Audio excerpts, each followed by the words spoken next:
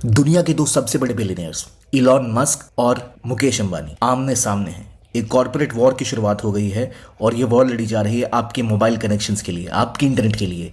क्या है ये जंग जहां पे जियो वर्सेस स्टारलिंक या फिर इलॉन मस्क हम कह सकते हैं जंग छिड़ चुकी है। भारत में और दुनिया में इंटरनेट प्रोवाइड करने के कई तरीके होते हैं। उनमें एक नई इजाद है सैटेलाइट, और सैटेलाइट के थ्रू धरती के आसपास, धरती के ऊपर बहुत सारी सैटेलाइट्स लॉन्च की गई हैं। ये सैटेलाइट्स धरती को इस तरह घेर कर हैं जो आपके मोबाइल तक इंटरनेट पहुंचाएगी, और इसी को रोकने के लिए या इसके दाम बढ़ाने की कोशिश है जियो की, और उसके सामने है एयरटेल और इलॉन मस्क की स्टारलिंक। भारतीय सरकार ने भी क्लियरली कहा है कि वो इस बारे में जियो जो चाहती थी, जिस तरह का इंटरनेट कनेक्शन, जिस तरह के रेट्स, उसको सपोर्ट नहीं करती। जियो ने कहा था कि भारतीय सरकार को एक ऑक्शन करना चाहिए और उस ऑक्शन में जिस कंपनी को स्पेक्ट्रम मिलेगा वही कंपनी वहां पर इंटरनेट प्रोवाइड करेगी। लेकिन सरकार ने कहा ऐसा नहीं होगा। आखिर आज तक इंडियन गवर्नमेंट जो हर 4G 5G 2G के लिए भी स्पेक्ट्रम का ऑक्शन किया करती थी, वो उसको रोक क्यों रही है? क्या है इसके पीछे वजह? क्या होते ही इंटरनेट सैटेलाइट कि वो जियो भिड़ा हुआ है स्टारलिंक से? आइए समझते हैं इस वीडियो में। सबसे पहले ये समझिए कि जियो, एयरटेल और वोडाफोन जिसका आप इंटरनेट चलाते हैं, उन्हें भारत में इंटरनेट चलाने के लिए बहुत बड़ी कीमत देनी पड़ती है। उन्हें बैंडविड्थ खरीदने पड़ते हैं।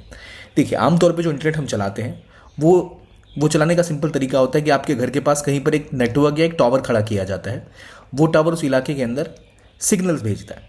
तो वो जो सिग्नल्स आम भाषा में भेजे जाते हैं वो एक बैंडविड्थ पर भेजे जाते हैं। जिस बैंडविड्थ पे भेजे जाते हैं उसके स्पेक्ट्रम को वो कंपनी खरीदती है भारत सरकार से, क्योंकि भारत के इलाके के अंदर वो स्पेक्ट्रम है तो उसके ऊपर भारत सरकार का कंट्रोल है। तो वो एयर वेव्स जिसे हम कह सकते हैं, उन्हें वो कंपनीज खरीदती है, और एक कंपनी एक ही बैंडविड्थ पे अपना सिग्नल चला सकती है, उसको शेयर नहीं कर सकती। तो हर एक साल एक ऑक्शन होता है, यानी जैसे 5G या 4G की नेटवर्क जब भी आते हैं तो कंपनीज एक ऑक्शन रखती हैं, सरकार पूछती है कौन कितनी कीमत देने को तैयार है, तो उसी हिसाब से ऑक्शन होते हैं और ऑक्शन पे चीज़ें खरीदी जाती हैं। तो अभी सबसे बड़े प्लेयर्स जियो, एयरटेल, वोडाफोन इंडिया हैं, और इनके पास बैंड वाइज अलग अलग स्पेक्ट्रम है जिसके तहत वो 5G कनेक्शन देते हैं।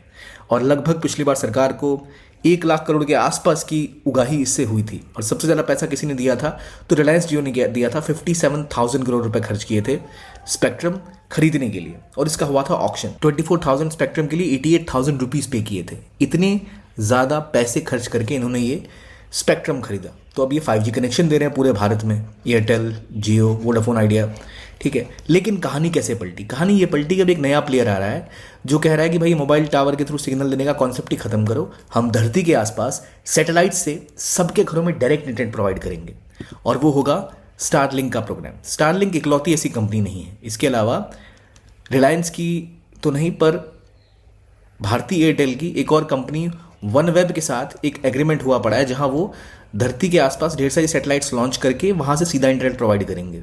और ऑलरेडी इसमें कोई लीड कर रहा है तो वो है स्टारलिंक। स्टारलिंक एक कंपनी है जिसको इलॉन मस्क, जो दुनिया के सबसे बड़े बिलियनर हैं, वो रन करते हैं। इलॉन मस्क ने अपनी कंपनी, उनकी एक स्पेस कंपनी भी है, स्पेस लॉन्च की, स्पेस एक्स, जो कई सारे सैटेलाइट्स को लॉन्च करती है। स्पेस एक्स के थ्रू जो उनको एक्सपर्टीज मिली है उसका फायदा उठा के उन्होंने धरती के ऊपर आसपास बहुत सारी सैटेलाइट्स लॉन्च की है। धरती से सैटेलाइट्स जाकर यहाँ लॉन्च होती है जो पूरे धरती का चक्कर काटती है, और इस तरह धरती को वो लगभग घेर चुके हैं। यहाँ से इंडिया के ऊपर भी उनके सैटेलाइट्स हैं, वहाँ से वो डायरेक्टली सिग्नल को बीम कर सकते हैं, तो उन्हें कोई लैंड टावर की ज़रूरत नहीं होगी। तो सिग्नल जो है वो सीधे सैटेलाइट से आपके घर तक आएगा। और अभी वर्तमान में धरती के आसपास से कई सारी कंपनीज ने ऐसे अपने सैटेलाइट्स का एक पूरा कॉन्स्टलेशन बना लिया है, एक नक्षत्र सा खड़ा कर लिया, एक पूरा घेरा बना लिया है, और स्टारलिंक उसमें सबसे बड़ी कंपनी है जो दुनिया के कई देशों में ऑलरेडी अपने इंटरनेट की सुविधा शुरू कर चुकी है। इसका फायदा यह है कि किसी भी रिमोट कॉर्नर में आप बड़े आसानी के साथ इंटरनेट को बीम कर सकते हो वहीं से।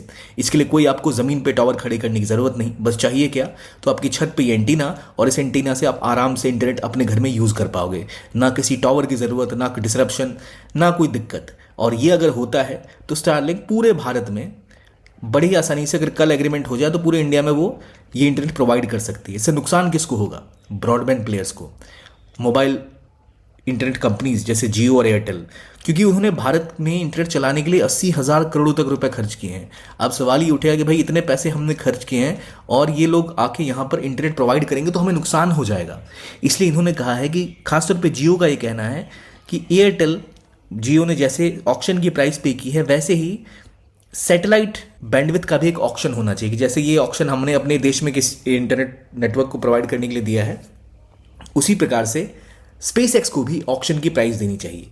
लेकिन समस्या ये कि इंडिया के ऊपर का इलाका जो है वहाँ पर जो एयरवेव्स हैं वो ओपन टू ऑल है, उसके ऊपर किसी देश का कंट्रोल नहीं है, तो भारत चाहकर भी उनके ऊपर ऐसा ऑक्शन नहीं कर सकता। तो भारत सरकार ने देखा दुनिया भर में क्या होता है, दुनिया भर में जहाँ भी ये सर्विसेज चलाई जा रही हैं जो इंटरनेट से बीम करती हैं, इनका ऑक्शन होने के बजाय इनको एडमिनिस्ट्रेटिव तरीके से सरकार तय करती है कि भाई कितने पैसे लिए जाने चाहिए, और उस हिसाब से वो इनसे एक एडमिनिस्ट्रेटिव रूप से इनको स्पेक्ट्रम अलॉट करती है कि भाई चलिए आप इंटरनेट प्रोवाइड कर दो इस रेट के ऊपर में। तो भारत सरकार ने यही कहा है कि जियो जो चाहता था कि ऑक्शन हो वो नहीं होगा, बल्कि हम अपने तरीके से एक एडमिनिस्ट्रेटिव फीस तय करेंगे, और वो पैसा अगर हमें स्टारलिंक देने को तैयार होती है तो भारत में इंटरनेट प्रोवाइड कर सकती है। अब इस बात से जियो नाखुश है। और एयरटेल का क्या कहना है? एयरटेल का कहना है कि भाई ठीक है, अच्छी बात है, क्योंकि एयरटेल असल में खुद भी वनवेब के साथ एक कोलैबोरेशन में है। वनवेब एक यूएस बेस्ड कंपनी है जो अगेन इसी प्रकार के सैटेलाइट ऑलरेडी लाके तैयार कर चुकी है। धरती के ऊपर ना जब सैटेलाइट लॉन्च की जाती है तो कई तरीके से लॉन्च की जाती है। एक होते हैं जियो स्टेशनरी ऑर्बिट के सैटेलाइट जो बहुत दूर होते हैं, फिर एक मीडियम अर्थ ऑर्बिट होता है और एक लोअर अर्थ ऑर्बिट होता है। ये जो सैटेलाइट्स हैं ये लोअर अर्थ ऑर्बिट है, यानी धरती के बहुत करीब 700 से 2100 किलोमीटर की रेंज में ये सैटेलाइट्स रहती हैं, और ये आराम से पूरी धरती के चक्कर काटती है। और क्योंकि हर जगह एक एक सैटेलाइट आपने खड़ी कर रखी है, काफ़ी आसानी के साथ वो चक्कर भी पूरा कर लेते हैं धरती का, तो हरदम आपकी जहाँ लोकेशन है उसके ऊपर एक सैटेलाइट होगी अंतरिक्ष में जो उस रेंज को कवर करती होगी। तो कभी भी इंटरनेट प्रोवाइड करना है उस रेंज से कवर किया जा सकता है। बारिश, तूफान, आग, इसमें बहुत फायदा है, कोई नुकसान की दिक्कत नहीं, कोई आपकी तार नहीं काटेगा।